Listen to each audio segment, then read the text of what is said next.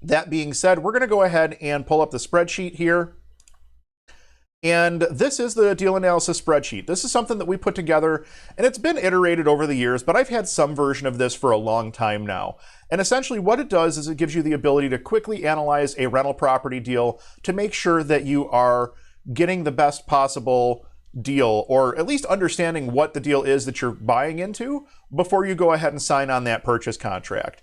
You can see that there's a bunch of different fields in here. The yellow ones are for editing. The green ones can be edited, but you don't have to. And the orange ones have some sort of a formula in them, so you don't want to edit those. Otherwise, you're going to break the spreadsheet. Down here at the bottom, we also have a mortgage calculator, as well as an amortization table. Once you put your info into the calculator, it'll build out your table for you. We'll get to all that here in just a minute. I want to talk briefly about the property that we're going to be analyzing. We'll hop over to the MLS. Right now we're looking at the client version of this MLS listing. This is 716 Hopkins in Buffalo. This is one of our listings. As a matter of fact, if you watched last week's Ask a Property Manager episode, I already put this out saying that this was out and on the market. But this would be the printout that we would hand to one of our clients if we were to show them the property. This is the client full version. It gives you all the information on taxes, gives you the information on the apartments, how many heating units, electric meters, gas meters, etc., etc.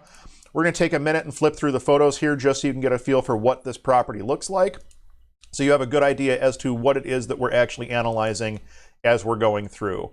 This is the lower apartment. This is the occupied apartment.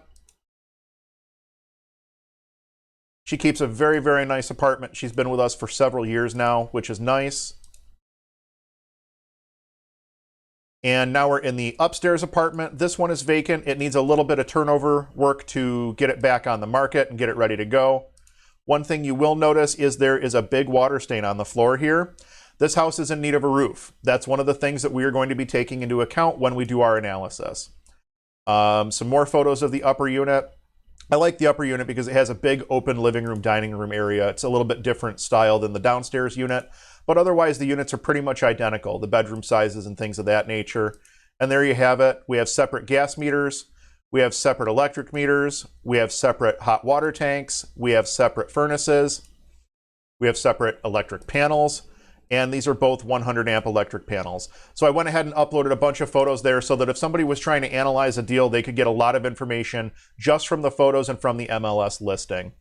A couple things to make note of here. Updates on this property include 2 hot water tanks in May of 15 and March of 16, and 2 high efficiency furnaces in October of 13 and in October of 20. So you do see that there have been a couple of updates there. Again, that's something to factor in. Not necessarily not when we're talking about analyzing the property. If I knew I had to replace furnaces and hot water tanks, I would be including them in my repair estimates. But in this instance, there's not really going to be an adjustment for those because they're in good condition and we don't need to make the adjustment. List price on this property is $120,000. That's the price that we're going to start at while we're doing our analysis. We're not going to sit and go and look at other properties in the neighborhood today to see if this is a good value for the neighborhood. We're going to be looking at this property as a standalone to see if it stands on its own 2 feet. So we're going to be jumping back and forth between this MLS listing and the spreadsheet quite a bit here, but I'll kind of go through and show you how to use this spreadsheet. So the property address, 716 Hopkins Street, Buffalo, New York, 14220. Purchase price is going to be $120,000. Total repairs needed. I know that we need a roof, and I know that that roof is going to cost us about $15,000. I'm going to throw that number in there. That gives us our total investment cost of $135,000. Actual cash invested. This is going to be your down payment and your repairs. In this instance, I'm going to assume that we're paying for the roof in cash after the closing of the property. So that's going to be added in as just the flat $15,000. If you were financing the roof, then you would only be factoring in your down payment here. Your actual cash invested for that repair would be just your down payment in that instance, for the purposes of this spreadsheet. So on this purchase price, we're going to say $120,000. We're going to say that you are putting 20% down, which is $24,000.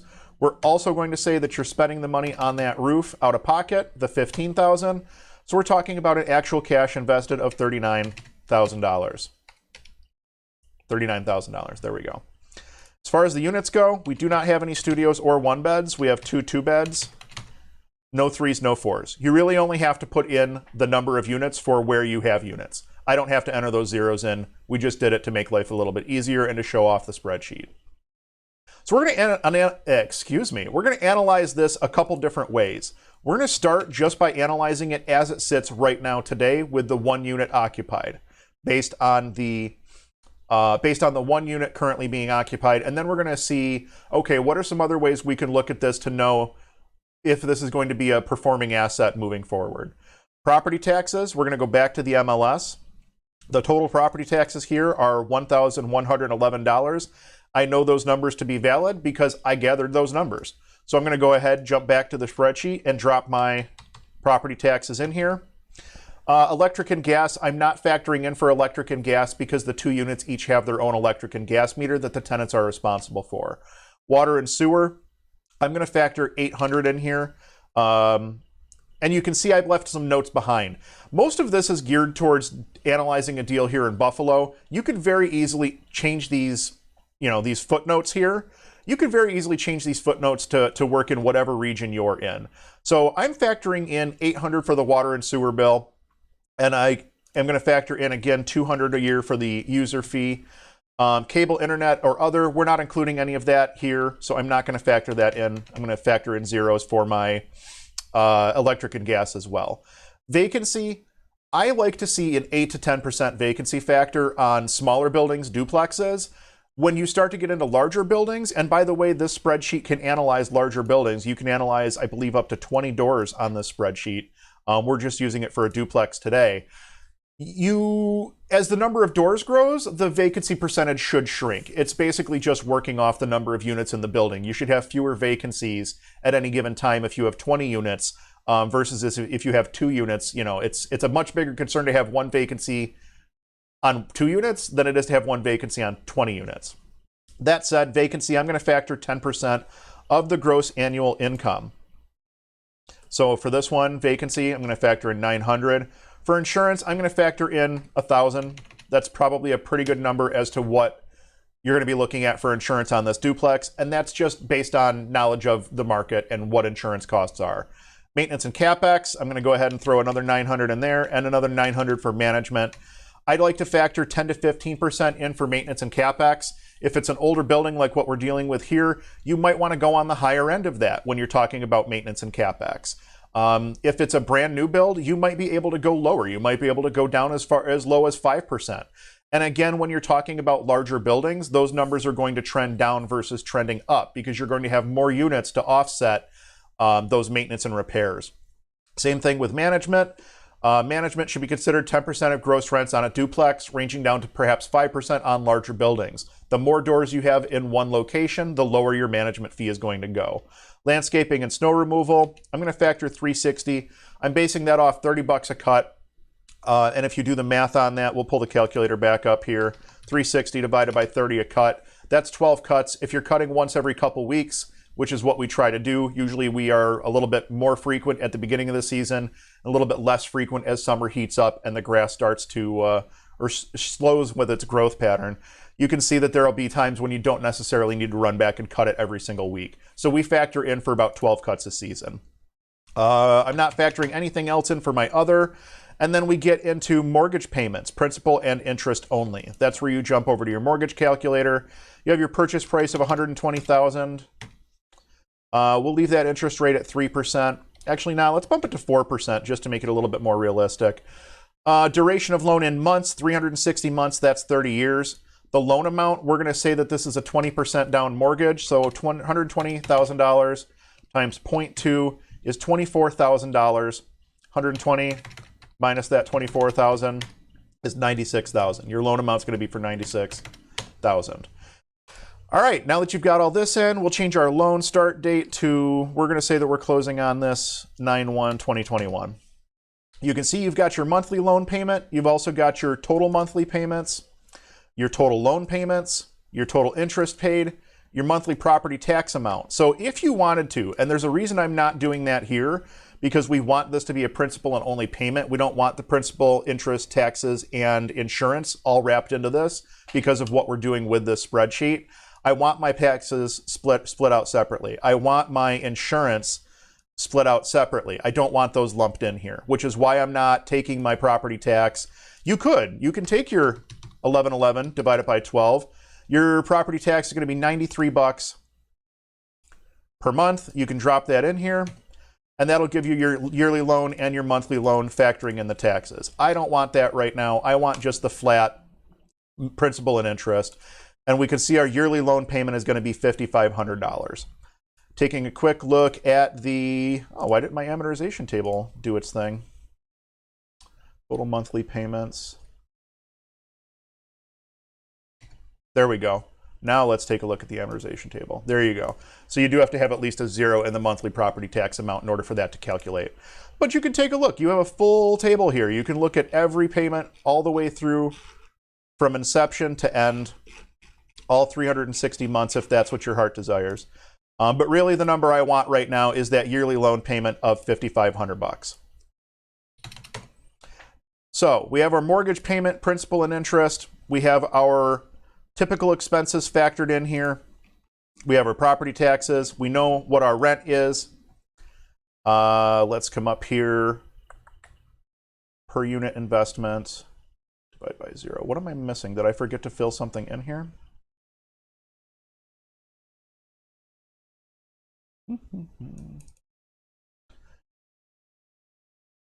Oh, there it is, total units. I forgot to fill in the total units. Total units of 2, occupied units of 1. I missed one of my own fields. Now you can see that this property in its current state, not a real winner. You're not winning in any of these categories. You're negative on your cash-on-cash return. You've got a really crappy cap rate, and your debt service coverage ratio is not even going to be something where the bank will look at this property. So we're going to have to look and see what we can do to beef these numbers up a touch. So factoring all of that in, what exactly are these things up here? What are these criteria? What does all this mean? I left some notes over here on the side so that you can get a feel for what you're looking at. Cash on cash return is factored as the net operating income minus divided by the actual cash invested. Typically most valuable in finance transactions, this figure does factor in the mortgage payment, principal and interest, as well as taxes and insurance. That versus your cap rate. Your cap rate is factored as net operating income without the mortgage divided by total investment cost. Since the net operating income does not factor in debt payments, the cap rate ignores the impact of financing. This is typically most valuable in an all-cash transaction. Debt service coverage ratio is factored as the net operating income without mortgage divided by the mortgage payment.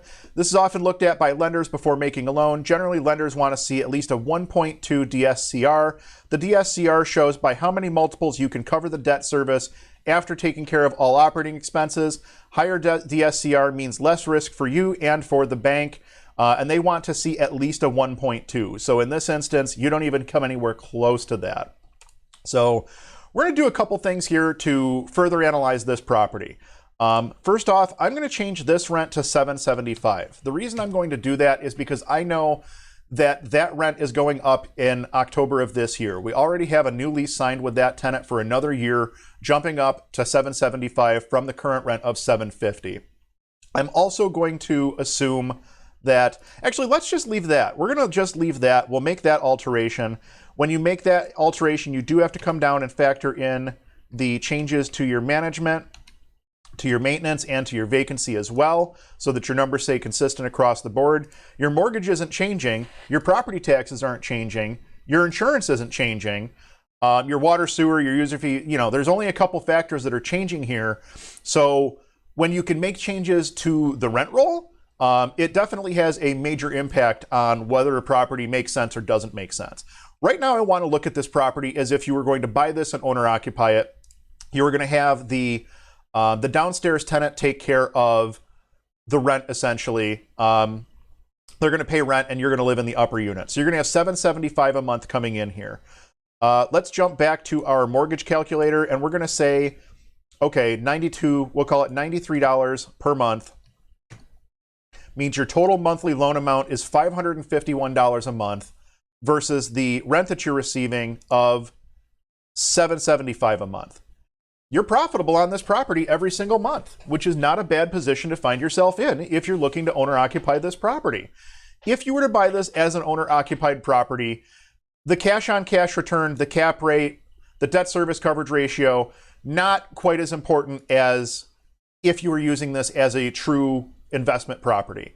You're going to be taking a standard, residential mortgage on it, no problem. And as a matter of fact, if you were going to own or occupy it, chances are you're not putting 20% down. You're probably going to go with a 5% or a 10% conventional product. You might be in on a 3.5% FHA. You might be in on a 0% down VA loan, which will definitely change these numbers if you're looking at this as a single family, or as an owner-occupied rental. So that is an option. And even if you were putting 20% down and you had to pay for that roof, you could still see that your monthly mortgage is only going to come out to that $551 a month. So in theory, you should still be fine if you were looking to use this as an owner-occupied rental property with a tenant helping to support the rents. Now what I want to do is say, all right, what if we can get both apartments at $775? And we're going to say that both units are occupied. Now we need to come down here. We're going to make some edits to our other numbers, our vacancy, our management capex, 1860. And what I'm doing is I'm taking this gross annual income times 10%, essentially. Makes a real easy math. So now that we've adjusted for our maintenance, our management, our vacancy, what do the numbers look like?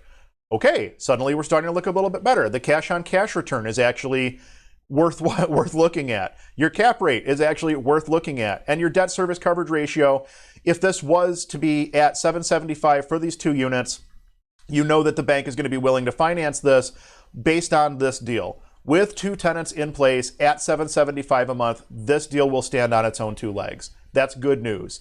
Now let's really think a little bit more deeply here. Is $775 actually the true market rent? I don't think that it is. Based on my knowledge of the rental market in South Buffalo, I think you could actually go higher on this. I think you could probably get both of these units for $850 a month. You might have to do some turnovers, you might have to do some improvements and things like that. That's going to factor into your total repairs and things of that nature. But for this instance, we're going to leave those numbers alone. We'll take a look at what happens when you really beef those numbers up and get this thing back to actual market rents. We'll update our numbers down below. Everything else is going to remain the same here. You can see your estimated expenses, and coming up here, you see your updated cash on cash return, your updated cap rate, and your updated debt service coverage ratio. Almost a 2.0. A 2.0 means that you can pay for all of the expenses of the property on the debt service coverage ratio. Coming back here, net operating income without the mortgage divided by the mortgage payment. Essentially, this is how many multiples you can, how many times you can cover the debt after taking care of your operating expenses. So that's all your operating expenses, which is all of this, minus your mortgage. That's what you're looking at on your DSCR. Essentially, how many times over can you cover the expenses before you get to the point where you have to cover your mortgage? You're in real good shape on this property. A bank would have no problem financing this property at almost a 2.0 debt service coverage ratio. So that's good news. Pretty straightforward. This is a very, very useful spreadsheet, especially in today's market, given the fact that you are dealing with a whole bunch of different, we're going to switch back to this view. There we go. Given the fact that the market is moving as quickly as it is, it's nice to know that you can analyze a deal in literally minutes using this spreadsheet. It's very, very, very straightforward to be able to use that spreadsheet to do a deal analysis. And you can know within minutes whether a deal is going to be the right deal or the wrong deal. Or if it's the right deal, or maybe it's not quite the right deal, what is it going to take to make it the right deal? If I have to throw an extra X number of dollars at it, or I need the rents to get to this amount, you can really use this to analyze a deal in its current situation, and then look at, okay, a few different factors. What does this look like if I bump the rents up? What does this look like if I get better financing? What does this look like if we eliminate some of these expenses, or whatever the case may be? It's a very, very, very easy way for you to be able to sit and actually analyze a deal properly. Once again, don't forget, you can grab that spreadsheet for free over at whatsdrewupto.com. Grab a free copy of the real estate deal analysis spreadsheet. You can click that button right there. You'll enter your name, you'll enter your email address. We'll send you a free copy of that spreadsheet. Feel free to use it to your heart's content. That's what it's there for. We're going to go ahead and jump around